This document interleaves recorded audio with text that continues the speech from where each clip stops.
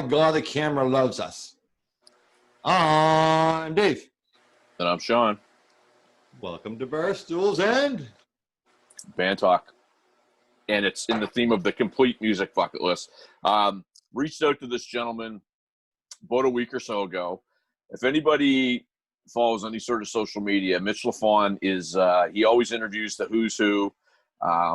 Very interesting social media posts, great interviews. I watch him a lot. I like his interview style. He's very laid back. I like to call him the nice Eddie Trunk. He might not like that reference, so maybe I won't use it. But anyway, very stoked to have Mitch Lafon on the show tonight. let's bring him on.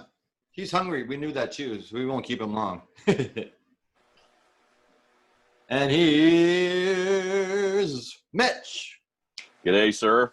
There I am. Hello. There I am. There we go. Yep. It disappeared for a second. It said connecting. I was like, uh-oh. There you go. And we said that you're hungry, so we're gonna do our best to get you some. What are you gonna have for supper tonight? Do you think? Probably steak and asparagus. Hey, there you go. But I haven't. I've literally not eaten since 8 a.m. and it is 6:30 now. I've done 4 interviews today.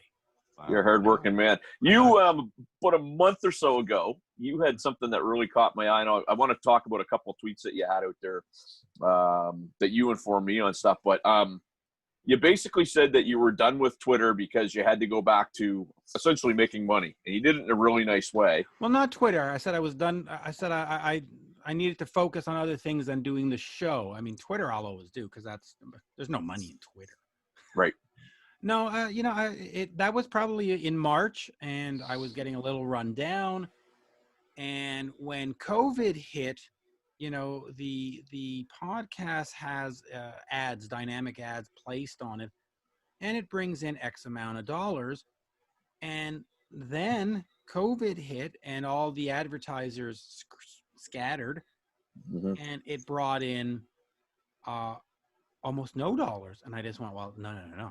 I can't be doing this for like 50 cents on a day. That means forget it. But here's the irony. COVID hit, and then all of a sudden everybody was available, and everybody's like, you want to do an interview? You want to do an interview? You want to do an interview? I go, yeah. And now they're like, hey, you want to do a video interview? It's like, okay. So I find that fascinating in the sense of now I get to, I had for today, I had 2. I did, Buck Cherry. I have him live in front of me. I finished the interview. I throw it straight on YouTube. It's got fresh news about a new guitarist. I did another one FM. So now I'm talking to some guy in England, not some guy, Steve Overland in England. Same thing. So suddenly that's kind of interesting, rather than have to do an audio interview and then put it up in the machine and edit it all together and blah, blah, blah, blah. So it's changed the process. And all of a sudden, YouTube paid me very nicely this month. The show revenue is back to pre-COVID days. So it's like, oh, well, hey, and I'm not tired. Because, You're just a little hungry. So, Mitch, is this your sole gig? Is this all you do for a living? This is the one I focus on the most, yeah. What else do you do? I just listen. I rock report, and I do hold a master's in psychology, and I use that in a professional context. I mean, I do sort of keep that off books. Sure, and you're making me very nervous now. A master's in psychology. Yes. Don't want to misstep. Well, so you were the first one. You broke. You were the first one that I saw that broke the news about Frankie Benali. Yeah. And for me, that I saw. I've known Frankie for well, my daughter's 17, and he gave her the first gift, so I've known her longer than that, so easily 25 years. And his wife reached out to me and said, listen, Eddie is going to mention the news on Sirius. Please put out the press release that I wrote. And so we coordinated that. And at 2:05, I put the press release out. And it was to pay respect to Frankie. He was a dear friend. He was a fantastic human being, a great guy. And obviously musically, you know that he was a great musician. Mm-hmm. And, you know, it broke my heart to have to put that out. Well, and I saw the post, and I mean, he and Eric Carr, I mean, I'm a drummer. They were my first two drumming heroes. So I mean, you know, when he got sick, and I mean, it's one of those things where you hope for the best, right? But he just seemed like he was a champ right to the very end. Oh, absolutely. And, you know, the funny thing is because of Frankie and Eric, I'm not a drummer because I started when I started to play drums, or when I tried, it was Creatures of the Night. Mm-hmm. And I went, oh, okay. And then I went, oh, you know, forget this. And then Quiet Riot albums comes out, and I tried playing along to that, and I went, oh, fuck it. So yeah, I ended up just going to let's be the guy who talks about rock bands, because trying to be Eric Carr, trying to be Frankie Banelli, trying to be Ace Frehley ain't working for me. So yeah, so you know they were my inspirations, and both of them, and it's going to be an incredible void in the thing. Now I don't know what's going to happen with Quiet Riot. I do personally hope that they continue. You know, I know there's going to be some fans screaming about, well, there's no, you know, shut the, you know, if you go somewhere and they play, if you want to show up, go, and if you don't, that's fine. Mm-hmm. But those that do go are going to hear the songs. They're going to have a good time. They're going to have a couple of beers. There's nothing wrong with that. So I'm of the camp that I do hope that Quiet Riot goes on. I have no insider knowledge on whether they've decided to or not, but if they do, Mm-hmm. I'll support it. And if you don't, that's fine. You know, change the channel. That's fine.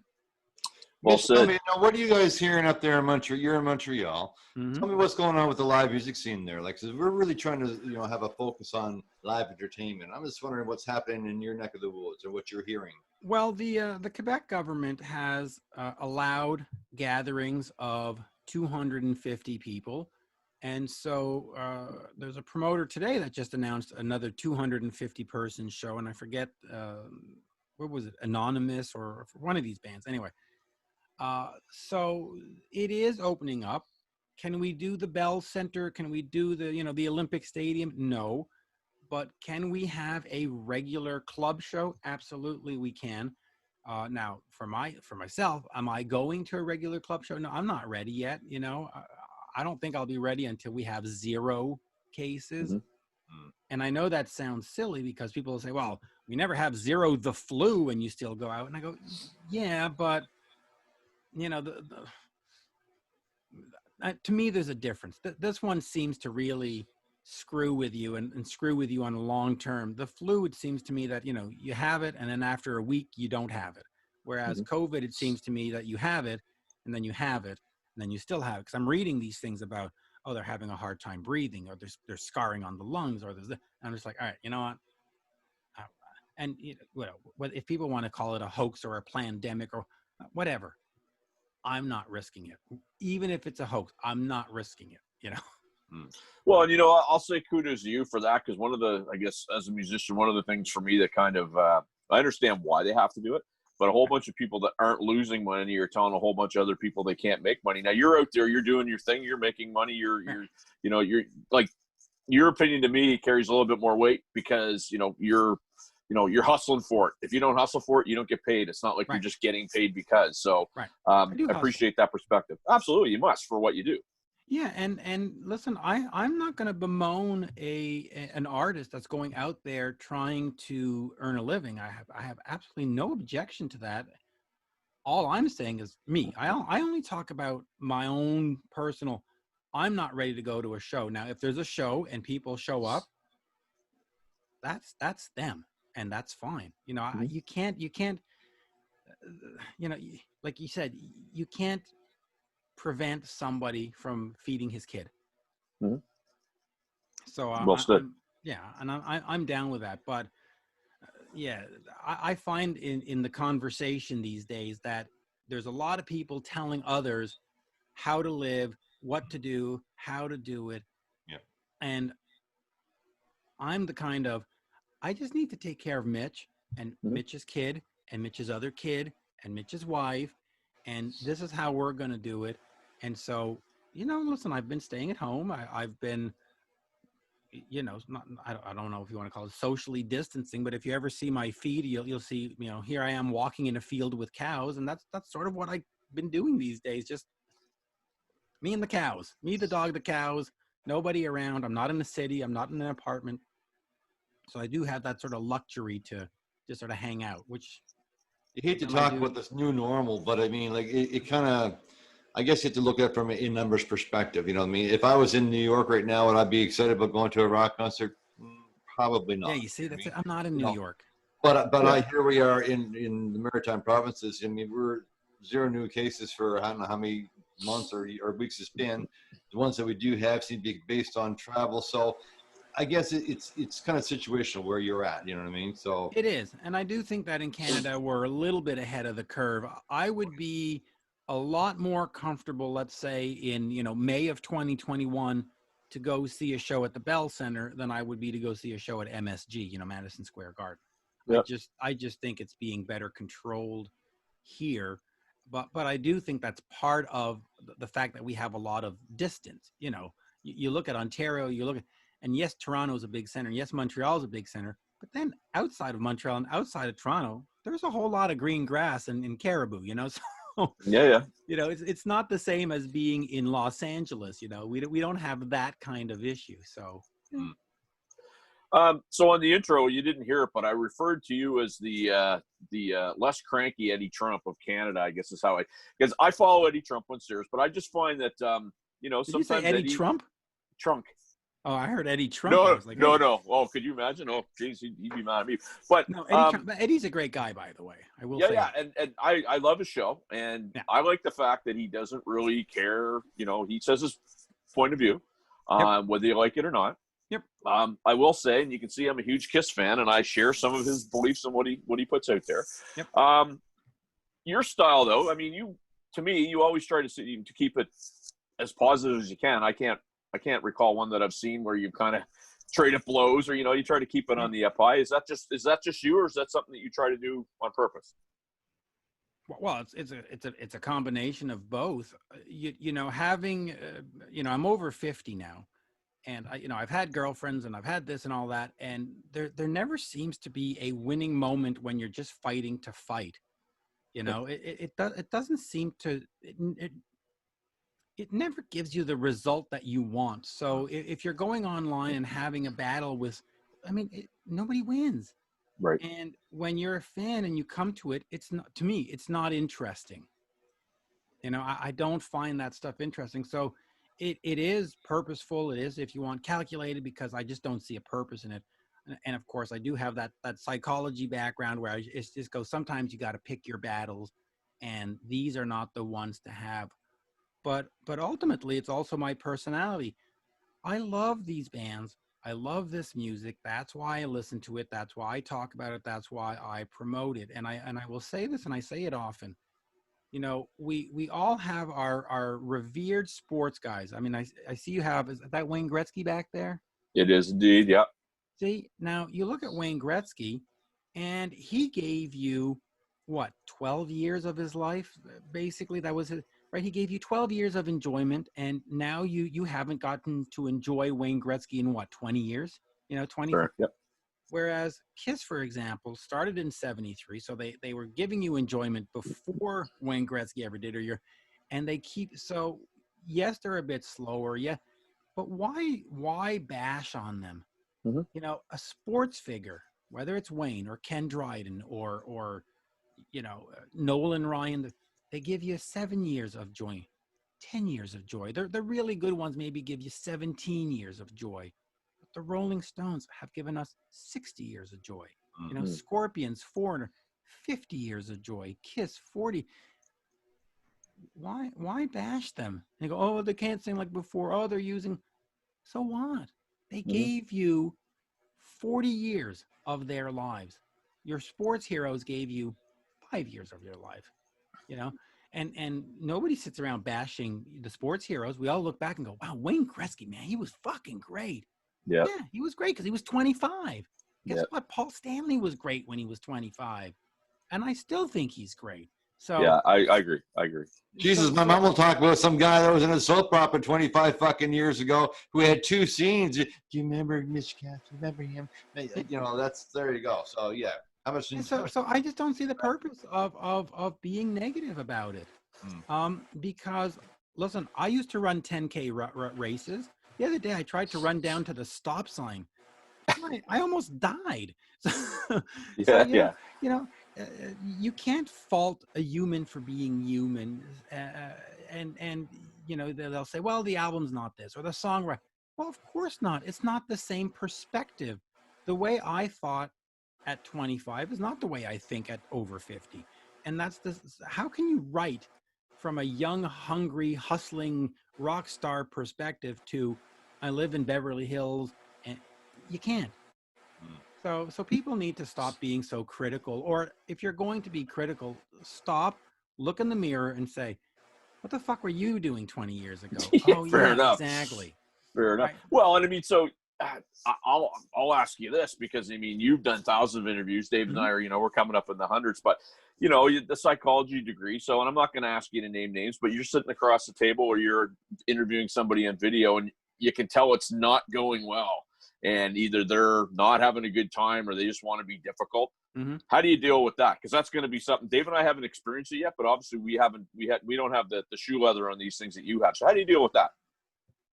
Well, first of all, luckily it doesn't really happen that much because I think the way I approach interviews usually puts people at ease, and if they're having a bad day, it sort of gets them out. You know, if I can pat myself on the back. But ultimately, you need to listen, you need to engage, and if they're having a bad day, you also need to know when to cut bait. You know, fish or cut bait, and if it ain't working, it's not worth having a 30-minute horrible interview. Just say, all right, listen, it's not working. We'll get 10 minutes, we'll get 15 minutes, and we'll ask for a part 2 somewhere down the road. But also, sometimes you have to look at yourself. You have to say, was my preparation well enough? You know, like I just did an interview with Frankie Sullivan of Survivor. And of course, he wrote Eye of the Tiger. Well, guess what? We didn't really talk about in an hour, right? Because it's something he's talked about for a million times. So if you just get on there with the same, tell me about your favorite album. Tell me about working with Ace Frehley. Tell me about writing Eye of the, like at some point you're like, oh, for fuck's sake, you know, like do your research. So if your research is good enough, you can see you can sense that it's not going well with asking about the song. You go, all right, well then let me try to over here, and you sort of have to move off of what. And I'll tell you one thing: I never write any questions. I have never written a question. You know. Hear that, Dave? Hear that, Dave? Well, and we interviewed. I just want to know how you're feeling. Are you still hungry, Mitch? Have we made you forget about your hungriness? Starving. No, but I find that interviews aren't authentic if you have a list of questions, because you'll be like, hey, tell me about the new album, and you'll be like, right, great. Number 2, tell me about going on tour. Right, okay, sure. Number 3, and it's like, that's not a conversation. That's not an interview. That's just randomly going through some random questions. You know, and listen, that's my method. I'm not putting down anybody else's method, but you know. No, I know. I like where you're going with that, because what you're doing is you ask a question and you're listening, because you said be aware and listen. Then all of a sudden you're going down the next path by what they're telling you, right? Well, yeah, you have to. You have to go down these different paths. There you go. Putting back some light there because I turned off. Yeah. Well, no, I mean, it was funny because we interviewed Todd Zuckerman and he was amazing. But I said to Dave before, I would have hated it to be like that Chris Farley skit on Saturday Night Live when he interviewed Paul McCartney. You know, right. Oh, you used to play in the Beatles? Cool. And, you know, that's the worst. I mean, you see that skit and it's just like, it's hilarious. But so to your point. And I know those interviews. I've seen those interviews. Right. You know, and so, but it must be tough too when you get somebody that doesn't feel like being chatty. Yes, it happens, but you know, you sweat a little bit, but then you rely on your research. I had I'm not going to name names, but I had one about a month ago where he was basically just giving me yes, no answers, and I was like, okay, fine. So I just kept going deeper down the research, and eventually I hit on something where he went, oh, hey, wait a minute, I want to talk about that. So you know. And that's the one thing, you can't get stressed out, because I've seen, I've been to a lot of festivals and stuff where they have media tents, and you stand in line while somebody does an interview before, and I'll see somebody just, they get all stressed out. Oh, he's not answering my question. Oh my God, what am I gonna? It's like, well, don't get stressed out. Just ask another question. Something eventually will connect. If you've done your work and your research, something will connect. And if you can't connect, well, so be it. Listen, I've done 4 interviews today. To me, all 4 connected. But if one didn't connect, you go, oh well, hey, listen, I got 3 great ones. I mean, you got to celebrate the successes and not overthink the failures. Doing an interview, if it doesn't work, maybe analyze it and say, okay, what was wrong? Was it him? Was it me? Did I prepare right? Did I not prepare right? Well, fine. But then after that, move on. Just go, okay, great. That one didn't work. Let's try this one. Listen, in baseball, if you're hitting 300, which is you get 3 balls out of every 10, you're considered an all-star. Right. Yeah. You're bang on. You're bang on, and that'll get you, $1 million more, right? Yeah. I mean, you have a 70% failure rate, and you're considered a massive success. So, yeah. Question for you, Mitch. So you've been doing this for a while. Are you still enjoying it every time you're doing it, or is it the type of thing where you just feel like you bought yourself a job? No, it's great fun. As I lose my voice here, see, that's what happens when you do 4 in a row. Your voice starts drying out. I drink water. But no, I still enjoy this greatly. I mean, listen, I put Alan Niven and Frankie Sullivan on the phone, and we did this 3-way call, and it ended up just being Alan and Frankie basically talking to each other, and I pulled myself out of it, not deliberately, but I just went, all right, this is too good. Let these guys go. And I just thought that was fascinating. And today I had the guy from Buck Cherry. I broke that they have a new guitarist, and we broke the guitarist's name. Like that's kind of cool to get those kind of insides, and being the one. You talk about the Frankie Benelli thing.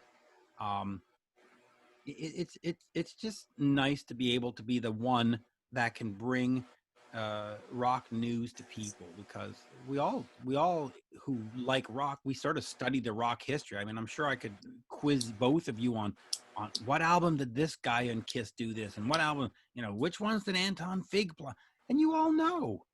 Oh yeah. Well, not only that, I mean, like Frankie Benelli's one of those guys that I probably owe tons of royalty checks to, because I like to say that the 10 drum licks that I do, I probably stole 4 of them off of Mental Health, right? So, and that influential. To that point, so I've asked this of a few people. You're right in the middle. I mean, I'm a hair metal guy. 39 and Sirius XM is pretty much, I don't go anywhere from that. What do you attribute this? And I don't want to say a resurgence. It never went away, but it just seems to be so popular now. What do you attribute that to? To hair metal, to hard rock? Yeah. Boy, you know what? A lot of things. First of all, the age of the fan. When people start hitting 40, 45, 50, 55, there's generally this feeling of, man, anything that was associated with high school, or my first car, or my first girlfriend, or my first boyfriend, or my first whatever, brings back great memories. And so we're in that period now where 30 years later, there's an entire fan base of people going, wow, I'm really back into that. The other thing is, I think the message was just fun, and I also think that a lot of it, especially with hard rock or the Bon Jovis and Def Leppard, has to do with that whole MTV generation, because now, with the YouTube generation, you don't necessarily have those same 10 videos, burned into your head. Whereas back on the Much Music MTV days, if Rat was in rotation, then you became a Rat fan because they played a lot. So we have these things burned into us. The message, you look at the 90s where it all became, oh, woe is me, wah, wah, wah, life is bad, fuck. Well, those fans, as they go into their mid-30s and 40s, they might have families, they might have this, they might have a great job. They're not necessarily in the headspace of, oh, life sucks. And so how can you have a resurgence of, I want to feel bad? Fair enough. Yes. Whereas hard rock and Bon Jovi, all those songs, and you call it vapid or, facetious or whatever word it was about having fun. And so now you're sitting here and you're sitting at COVID and you're sitting at the stadium tour outside, and you just want to have fun. And those bands deliver fun. But I do think a lot of it has to do with, it really was the roaring 80s. Financially, countries around the world were doing great.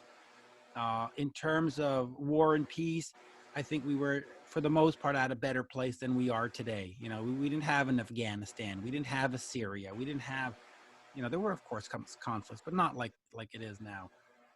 MTV just brought you this stuff that just went in the head, just stayed. So I think it really is that. It's just that it was the right mix of everything: media exposure, good times, fun. It was a fun time. I mean, the 80s were fun. And of course, a lot of the parents have passed it on to their kids. Not my kids. They listen to rap crap or whatever. But Well, you're bang on. It's like if that 30 years happened anyhow, Mitch, you're right. 30 years happened. So when we think back to where we were 30 years ago and what we were doing, it's those emotions are strong in our heart, the memories, the songs. You're right, watching the videos. It's funny you're saying the MTV, and I can see the rotation right now. But now, 30 years later, our kids are a little older. I mean, we don't have as much demands at home anymore. Maybe you get that aha moment of your work where you can actually have some time away and you have time to reflect on that thing. So that's probably what it is. These 50-year-old, 50-ish, whatever, 50-somethings have more time to devote to what they really enjoy. I mean, that's what it is too. Yeah, that as well. And so, it was just perfect. And I don't want to bemoan today's youth, because we all have our thing. We all have the way we consume music, but I just don't see how YouTube is going to create a loyalty. Much Music and MTV, whether you liked it or not, for weeks at a time, they played the same 10 videos. I mean, it just they did. When Bon Jovi's "You Gave Love a Bad Name" was hot, it was on every week. And as you know, watching Much Music, when Pour Some Sugar on Me from Def Leppard was hot, they played it all the time. Now with YouTube, if I don't want to watch Pour Some Sugar on Me, I just click on something else. And then I click on something else. And then I click on something else. And so I don't see how a young kid is they're going to enjoy music, and they're going to enjoy it in their way, which is absolutely fine. I just don't see how they're going to build a loyalty to the brand or loyalty, because, I look at my daughter and she'll be like, "Oh, I love Selena Gomez." And then I'll say, "Hey, Selena Gomez is coming to town." She'll go, "Yeah, I'm over her." Yeah. What do you mean you're over her? That was so last year. It's like, oh, okay. Well, I don't know. Maybe it has something to do with they're more of a talking head than writing their own tunes now, right? Like a lot of those bands, I remember figuring out how they recorded. I mean, I geek out on YouTube with, Bo Hill about how he recorded Dirty Rotten Filthy Stinking Rich. And I'll sit there on a Friday night and drink a bunch of beer and just geek out on that stuff. But I think now it's more songwriters and then talking heads that do the songs. Or, so I don't think there's an identity. Maybe there's an identity with the tune, but it's not an identity as a songwriter or a creator that maybe kids are kind of subliminally getting. I don't know. Could be. Yeah. I mean, there does seem to be a bit of a disconnect in terms of moving along with an artist. What I remember, you listened to, Slippery When Wet, and then you were all excited about what they were going to do next. Or you listened to Pyromania, and what are they going to do next? And they're not doing anything. The guy, his arm, and oh my God. And there was always that sense of anticipation.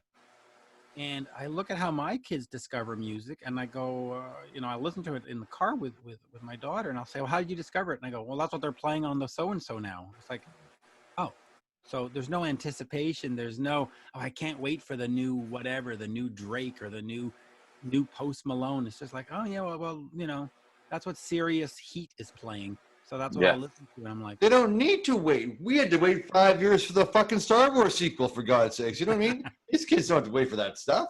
No. It's really twisted when you think about it. It's true, because once you had that when you found a band like Def Leppard and you had that album, you love that album. Now you got to wait a year and a half for the next one. I mean, you're doing everything you can to research that band. And to Sean's point, you're reading the album cover over and over again. Maybe you're learning to play the songs, whatever the case may be. our kids are just moving on to what's next. They're not going to wait. And by the way, there's nothing wrong with that, because listen, the way music was consumed, let's say, for example, in the 50s, you went to the sock hop and you went to the school dance. Whoops. We didn't do that. Mm-hmm. And then how it was consumed in the 60s, you know, a lot of heavy drugs and peace and love. But, you know, I certainly didn't do that in the 80s. So for us to sit there and condemn what kids are doing today is to me, ridiculous, because every generation has their own way of doing it. And you certainly wouldn't want, at least when I wouldn't want my dad going, well, it's not like the Beatles. Like, shut up. I want to listen to this. And so, you know, I don't think we should vilify kids for the way they listen to it. It's different. It's not what we're used to.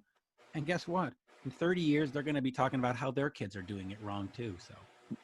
Well, it's interesting. I mean, you can go on YouTube and see a 4-year-old doing a Jaco Pastorius bass part note for note. And, you know, and I'm sitting there explaining to people that, you know, you mentioned Frankie Banali again, trying to figure out that roll in the drum part and come on, feel the noise. And you had to put it down to 16 RPM on your record player to figure out what the hell he was doing, right? So or you could do like me and just give up. I'm just going, well, yeah, I wasn't prepared to do that, but anyway, I think there's some stuff that's very good that, you know, and then there's other stuff that, you know, like vinyl seems to be making a resurgence. You know, you go to any record store now, there's vinyl upon vinyl upon vinyl, you know, which I think is a good thing too, you know? Yeah, listen, vinyl is not my choice, my preference. I mean, I hated vinyl in the 70s. And I hated vinyl in the 80s. You know, when CD came out, I was like, oh, hallelujah. But any way you purchase music has my support. Keep buying it. But that's the point, though, because we purchase the music, and that's what our kids do not do. That's what I kind of condemn them for, to be honest. If I was going to look at one thing of the generation, they're not paying for shit. No, and you know what?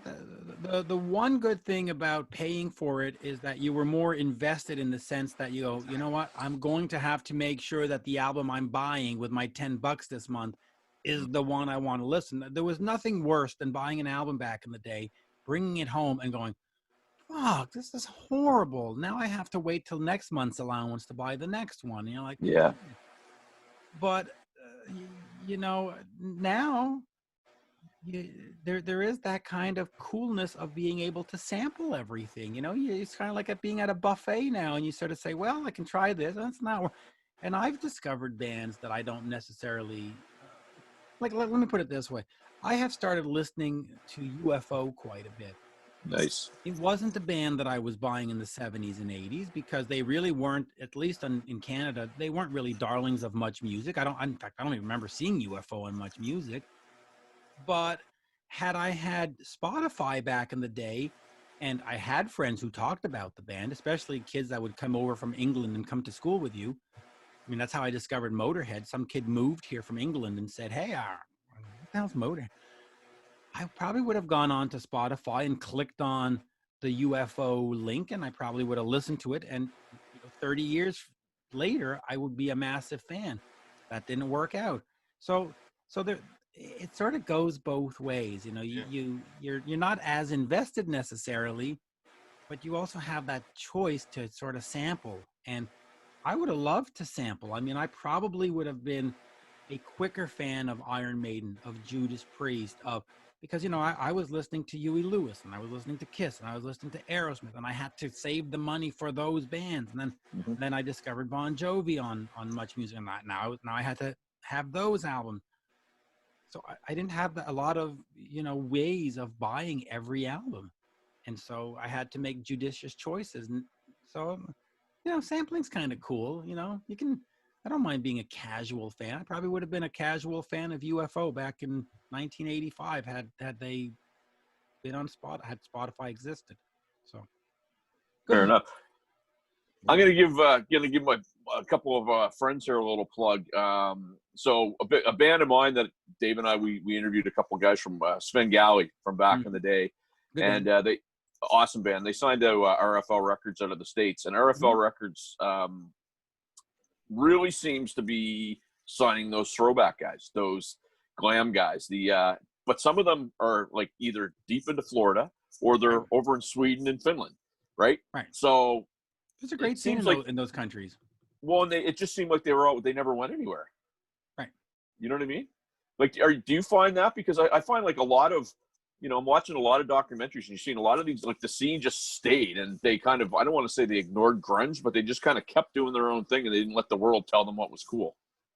No, I find that there's really a distinction between fan bases. North Americans in general, and of course, I'm not talking necessarily specifically about you, or in general, we seem to be very much into what's cool and hip this week, whether it's movies or hairstyles or bands. We move them in, we move them out. Europeans, particularly in Sweden and Germany and stuff, they really say, this is my band, and as long as this band is a band, they will be my band.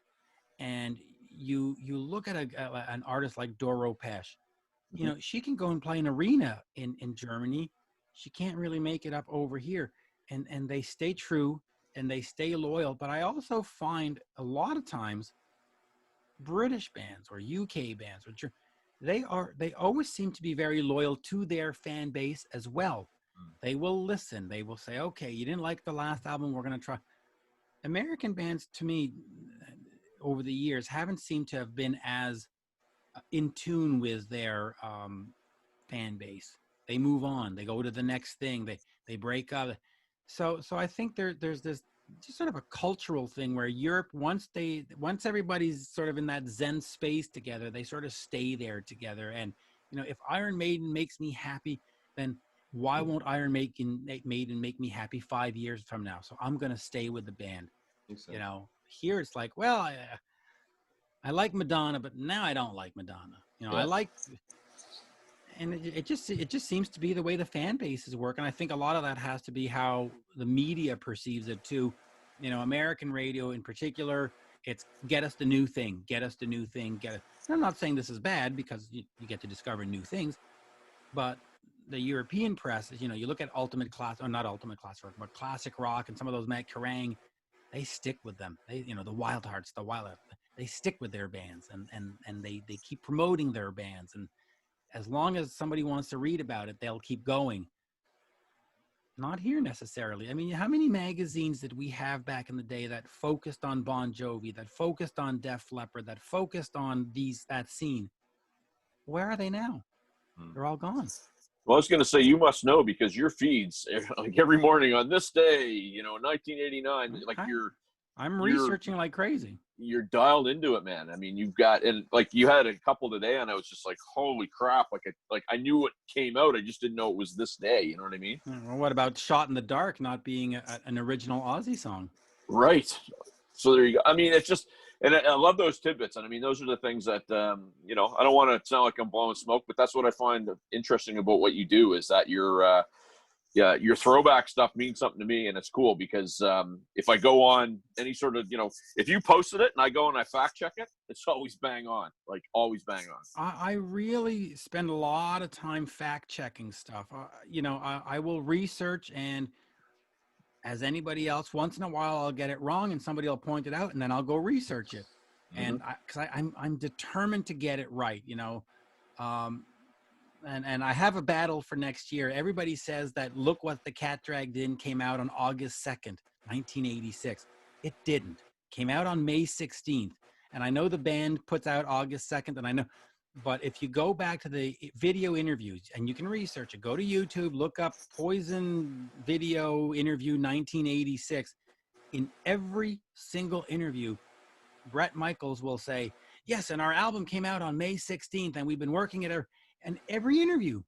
Why would Bret Michaels in 1986, especially in interviews done in September and October, talk about an album coming out on May 16th if it came out on August 2nd? He wouldn't. And the reason is because it actually came out on May 16th. So that's my battle for next year, is to get people to finally understand and admit that it came out on May 16th. So yeah, I fact check it like crazy. I want to be right. And I have to be right. I mean, if you come to my Twitter feed every day and, 3 out of the 4 are false, well, at some point you're just going to go, I'm bullshitter, I'm out of here. So I need to be right. I have to be right, because if I'm not, nobody's going to follow. They're going to go, Don't trust him. It's bullshit. Well, And if even yesterday, the August 25th, you had Metallica's "And Justice for All." The yes. widely accepted date is that it came out on August 25th. If you go to Metallica's website, it says clearly September 7th. So you know what? For me, that's double the post. I put it up on the 25th. I put a little disclaimer. I go, hey, the widely accepted date is this, but Metallica says that. And guess what? On September 7th, I'll say, even though, most people believe it's this day, Metallica says that, I get 2 posts. I'm happy. Well, there you go. Mitch, we want to be respectful of your time because I know you said you were hungry earlier on. Yeah, I've been on this. This will be going on 10 o'clock. So 9 hours of interviews. Wow, good for you. Listen, where can people find you? What do you want people to know? I'm a big fan of the Twitter. The Twitter. At Mitch Lafon. Just it's the name at and then MITCHLAFON, all lowercase. Instagram is the same thing, except there's an underscore between the Mitch and the Lafon. And of course, you can find me on Facebook and all that wonderful stuff. I'm sort of everywhere, for good or bad, And that's it. And I'll just go back to the whole thing about being positive for a second. I really think it's important to. How can I put this? There was one time when I was younger, and I was in a school setting, and a report card came out, and every comment was negative, and the principal took me aside and said, you need to get these comments positive. It'll make a difference. And I managed to do that, and it made a huge, it made a huge difference. Instead of saying, hey, Johnny, you're lazy, you don't try hard enough, and you turn it around to, hey, Johnny, if you put a little more effort into this, you might get better results. You're saying the same damn thing, but it changes the mindset. It changes the perspective. And this constant, Kiss is not as good as they used to be. No. This band is not original. Tune out. Go away. You don't have to be there. You just want, you want the band to be, you want to be the fan of the band that's in your head, but it's not. So either be a fan of the band that exists in front of you, or go be a fan of somebody else, but why say, oh, well, they can't do this? Why? It serves no purpose, none at all. No, that's a great point, because I know somebody posted a Kiss album on a feed that I was on today or yesterday. Somebody else underneath it, oh, but my favorite is this. It's like, well, you know what? That guy posted his favorite. I don't really care what your favorite is. So to your point, you know what? Just let people have their day in the sun and move on.